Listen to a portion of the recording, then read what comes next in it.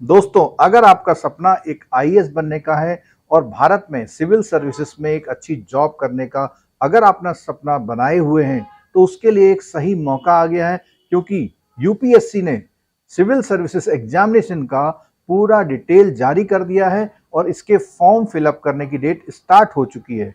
तो इस वीडियो में आपको बताने वाला हूं कि कैसे आप पूरा फॉर्म फिल करेंगे और उसमें जो डिफरेंट इंपॉर्टेंट चीजें हैं उनके बारे में बताऊंगा। और दोस्तों, आईएएस की तैयारी करने के लिए आपको एक अच्छे गाइड की जरूरत होती है।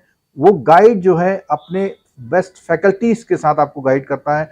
आपकी प्रिपरेशन तो मायने रखती ही है, बट अगर ये प्रिपरेशन सही दिशा में नहीं जा रही है तो आईएएस का एग्जाम जरूर एक सपना हो सकता है आपके लिए। इस वीडियो को देखने के बाद आप ये तय कर पाएंगे कि आपकी आईएएस की तैयारी किस तरह से शुरू की जाए। तो चलिए बताते हैं कि इस फॉर्म को कब से स्टार्ट करना है, लास्ट डेट क्या है, इसका फॉर्म का फिलअप करने के लिए सेंटर्स क्या क्या हैं, क्या क्या ऐसे डॉक्यूमेंट आपको चाहिए जो आईएएस का फॉर्म भरने के लिए आपको जरूरी है। तो दोस्तों, सबसे पहले बात करते हैं कि आपको फॉर्म किस डेट से पहले भर लेना चाहिए। जी हाँ, इसकी लास्ट डेट है 21 अगर आपको ये फॉर्म टाइम से भरना है तो कम से कम 2-3 दिन पहले आपको ये फॉर्म भर लेना चाहिए।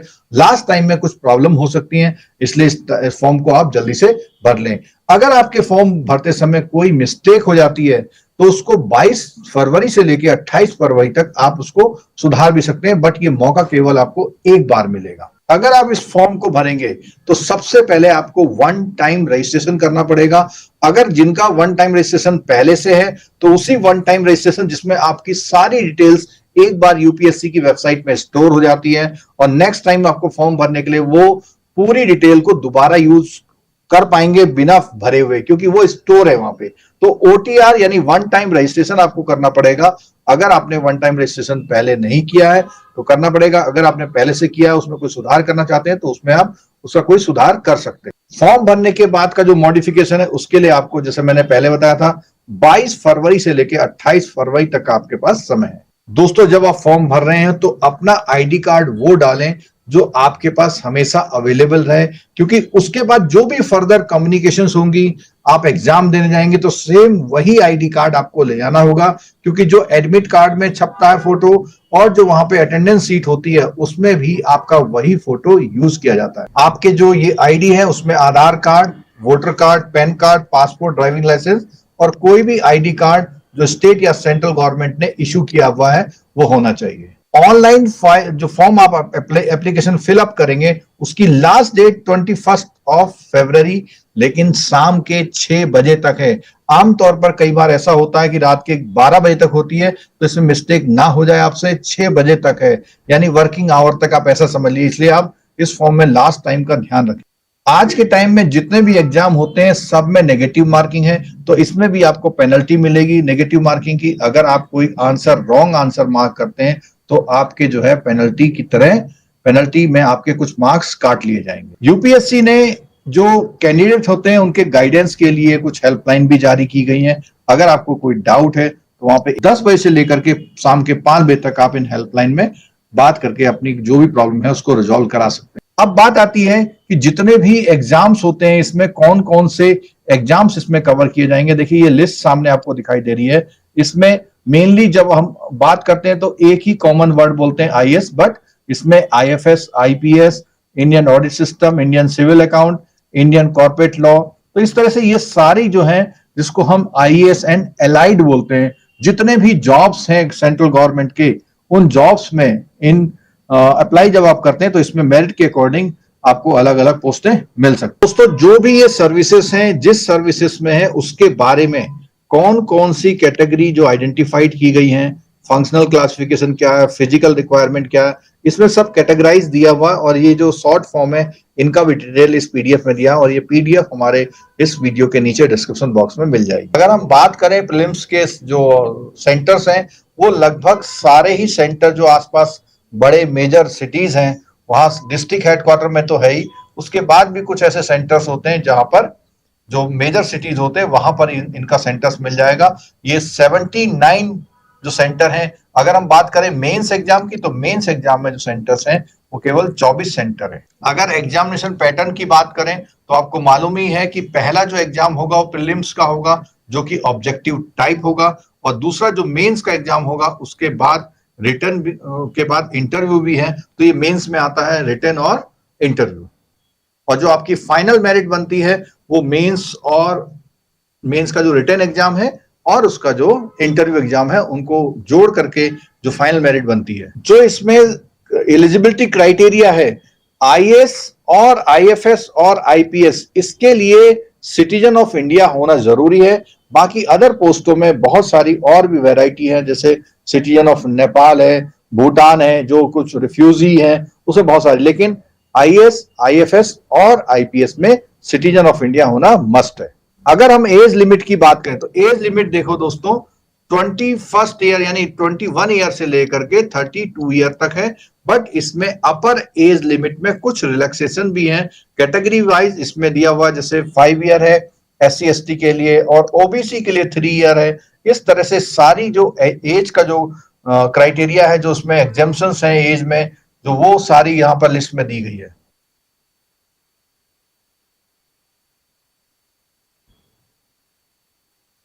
अगर आपने पहले कोई एग्जाम दिया हुआ है सिविल सर्विसेज में और कोई आप इंफॉर्मेशन चाहते हैं, आपको पता नहीं लग रहा कि कितने चांस आपके हो गए कितने नहीं, तो ये इतनी इंफॉर्मेशन दे करके आप अगर यूपीएससी से पूछेंगे तो आपको डिटेल पूरी अवेलेबल करा दी जाएगी।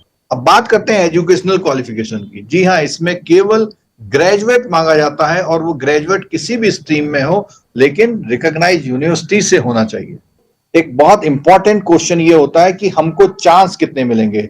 अगर आप जनरल कैटेगरी में हैं तो आपके जो चांस हैं वो मैक्सिमम 6 हैं, लेकिन रिजर्व कैटेगरी में SC ST हैं तो अनलिमिटेड चांस आपके पास हैं, और ओबीसी हैं तो 9 चांस हैं, पीडब्ल्यूडी हैं तो उसमें आपके पास 9 चांस हैं, और इकोनॉमिक वीकर सेक्शन भी ईडब्ल्यूएस भी इसमें 9 चांस में कैटेगराइज किया गया है।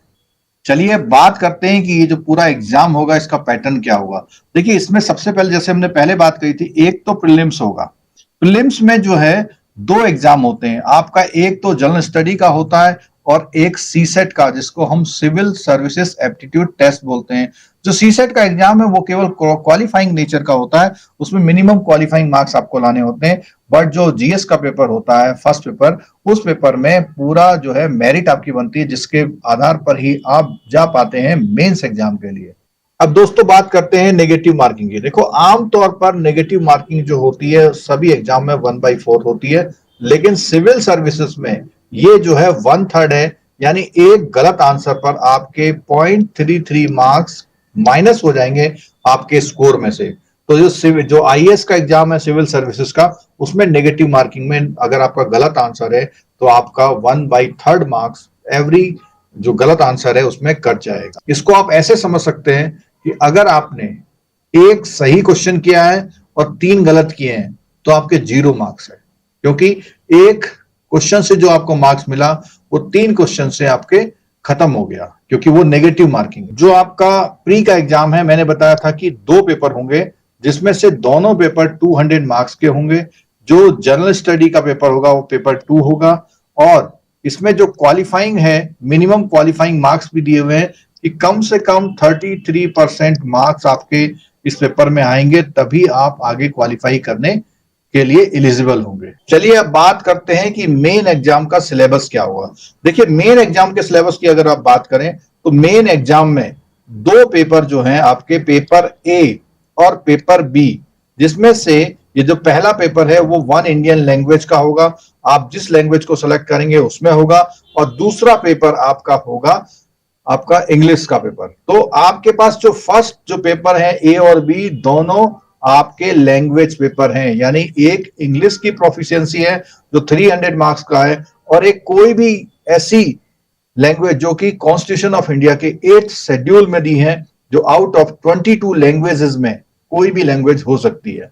इन क्वालिफाइंग पेपर में आपको केवल क्वालिफाइंग करना है, जिसके मार्क्स आपके मेंस के एग्जाम में मेरिट के लिए ऐड नहीं होंगे, लेकिन आपको क्वालिफाई जरूर करना है। यानी इसको बोलते हैं लैंग्वेज प्रोफिशिएंसी टेस्ट, कि आप इंग्लिश के साथ एक भाषा का ज्ञान रखते हैं। उसके बाद बात होती है कि कौन से पेपर ऐसे हैं जिनको मेरिट में शामिल किया जाएगा। तो पेपर 1 है जो कि ऐसे का है, वो 250 मार्क्स का है। उसके बाद जनरल स्टडी का पेपर होगा, जिसमें Indian heritage and culture history, geography and world, geography of the world and society के बारे में बात होगी, या ऐसा कह सकते हैं कि इसमें हिस्ट्री, कल्चर और ज्योग्राफी शामिल करिए। तो ये जो है 250 मार्क्स का होगा general study paper 1। General study paper 2 की अगर हम बात करें तो इसमें governance, constitution, polity, social justice और इंटरनेशनल रिलेशन होगा। ये भी 250 मार्क्स का होगा। उसके बाद है जनरल स्टडी पेपर 3, इसमें technology, economic development, biodiversity, environment, security and disaster management की बात होगी, तो ये भी 250 मार्क्स का होगा। उसके बाद जनरल स्टडी का पेपर नंबर 4 होगा, जिसमें एथिक्स, इंटीग्रिटी, एप्टीट्यूड होगा। ये भी आपका 250 मार्क्स का होगा। अब बात आती है पेपर 6 की। देखिए पेपर 6 में बात आ जाती है ऑप्शनल पेपर। तो ऑप्शनल सब्जेक्ट जो आपने चूज किया होगा, अगर आपने हिस्ट्री किया है, सोशियोलॉजी किया है, साइंस टेक्नोलॉजी किया है, जो भी आपने इसमें सर्कुलर में पूरे वो सारे पेपर्स के सब्जेक्ट दिए हुए हैं, जो भी आप ऑप्ट करते हैं, और उसमें कॉम्बिनेशन का भी होता है कि जैसे क्या होता है, मैथ और स्टैटिस्टिक्स एक साथ नहीं ली जा सकती, इसी तरह कॉम्बिनेशन होते हैं। वो जो अलाउड कॉम्बिनेशन है, उन अलाउड कॉम्बिनेशन में आप मेंस के लिए आपको ऑप्शनल सब्जेक्ट एक चूज करना पड़ता है, और उसमें से आपके 2 पेपर होंगे उसी सब्जेक्ट बेस पे, जिसको हम पेपर 6 में ऑप्शनल सब्जेक्ट पेपर 1, ये भी 250 मार्क्स का है, और पेपर 7 में भी आपका ऑप्शनल सब्जेक्ट पेपर 2, ये भी 250 मार्क्स का है। अगर हम इन सबको ऐड करते हैं तो ये 1750 का पूरा आपका एग्जाम हो जाता है, और उसके बाद आपको 275 मार्क्स का, जो इसको हम इंटरव्यू कॉल करते हैं, वो इंटरव्यू हो जाता है। और इस तरह देखा जाए तो टोटल आपका एग्जाम होता है 2025 मार्क्स का। तो दोस्तों इस तरह आपको ये पूरे जो है इसकी बेसिक जानकारी हो गई, और डिटेल में आपको अगर देखना है तो इसके जो सर्कुलर जो गाइडलाइंस हैं उसको देख सकते हैं। बट इस पूरे जो एक्सप्लेनेशन हुआ है उसके आधार पर अगर आप चाहते हैं आईएएस का फॉर्म भरना, तो 21 फरवरी से पहले आप इस फॉर्म को फिलअप कर लीजिए। और अगर आप कोचिंग लेना चाहते हैं तो आप हमसे संपर्क कर सकते हैं, और गाइडेंस अगर लेना चाहते हैं फ्री में तो उसके लिए भी आप हमसे संपर्क कर सकते हैं, और ये गाइडेंस बिल्कुल फ्री प्रोवाइड किया जाएगा। आपकी प्रिपरेशन इस बार के लिए, अगली बार के लिए पहले से आप प्रिपरेशन कर रहे हैं तो उसमें काउंसलिंग और गाइडेंस सेशन से आपको इंडिविजुअली गाइड किया जाएगा, जिससे आप बेस्ट प्रिपरेशन आगे कर पाएं और अपना जो सिलेक्शन है वो श्योर कर पाएं। तो दोस्तों मुझे उम्मीद है ये वीडियो आपके लिए फ्रूटफुल रहा होगा, और इसमें जो जानकारी दी है वो आपको जरूर काम आने वाली है। अगर आपका सपना है आईएएस बनने का तो हमारी तरफ से आप सभी को शुभकामनाएं। अगर आप ऐसे और भी वीडियो देखना चाहते हैं तो चैनल को सब्सक्राइब कर लीजिए, और इस वीडियो को लाइक जरूर कीजिएगा, अपने दोस्तों के साथ शेयर जरूर करिएगा। Thank you very much. अगर आप सिविल सर्विसेज एग्जामिनेशन को प्रॉपरली क्वालिफाई करना चाहते हैं तो आप हमसे गाइडेंस भी ले सकते हैं। उसके लिए पूरी जानकारी जो है इस डिस्क्रिप्शन बॉक्स में दी गई है, और इस फॉर्म को फिल करके अपने नंबर, ईमेल आईडी को प्रोवाइड कर सकते हैं, और इस वीडियो को जहां तक हो सके अपने दोस्तों के साथ शेयर जरूर कीजिएगा। Thank you very much.